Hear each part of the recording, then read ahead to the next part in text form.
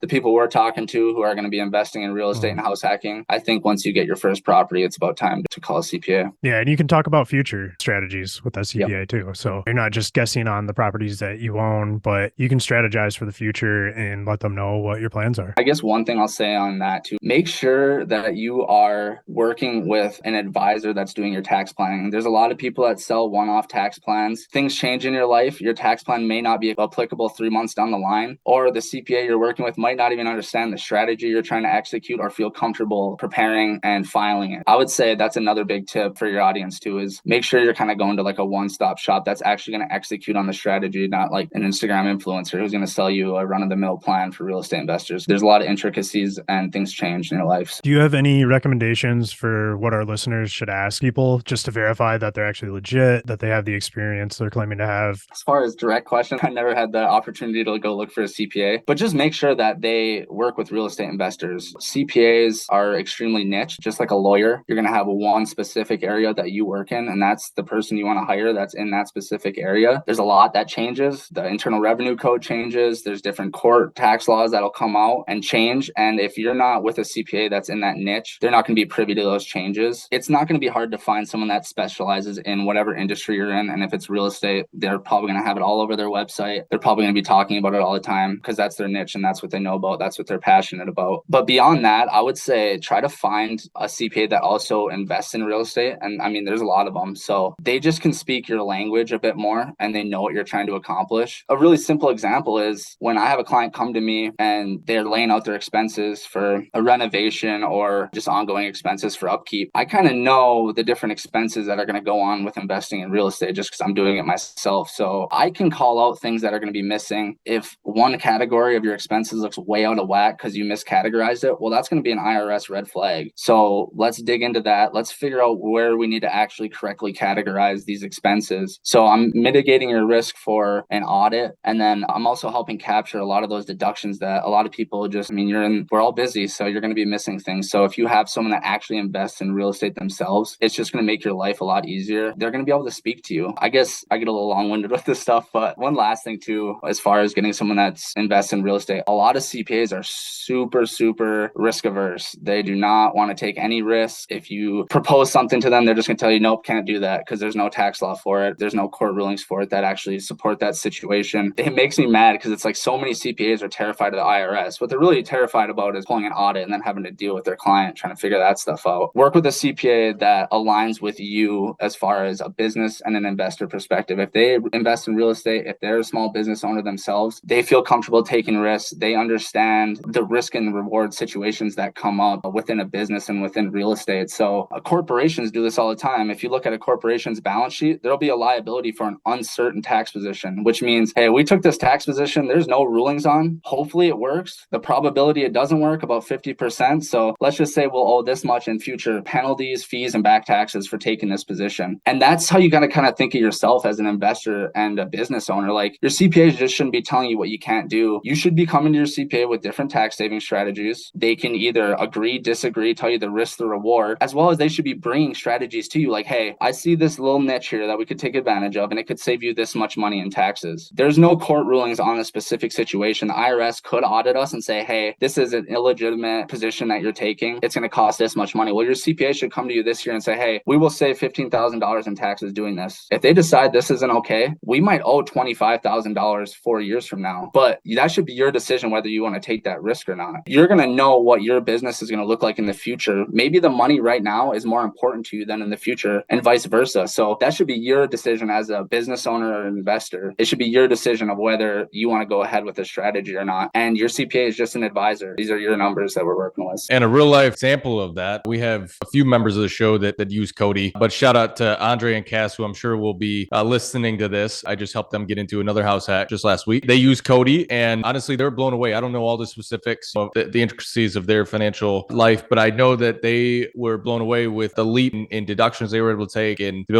able to plan and go from one house hack last year, 12 months ago, to number 2 this year already, well ahead of schedule. It's just a testament to kind of their dedication to planning, Cody helping them and advising them. And now with them having a baby this month, they're able to kind of supercharge what they thought they were able to do in just 12 months by house hacking, taking advantage of lot of those strategies. Absolutely. Yeah. For the house hackers, of course, we have strategies and each one's going to be a little bit different. I would advise everyone listening to this to, at the very least, reach out to Cody, talk a little bit about what you have going on in your specific scenario, see how he can help you, and whether that's working with him directly or working with somebody in your market, but at least having Cody give you a little bit of an idea what that looks like.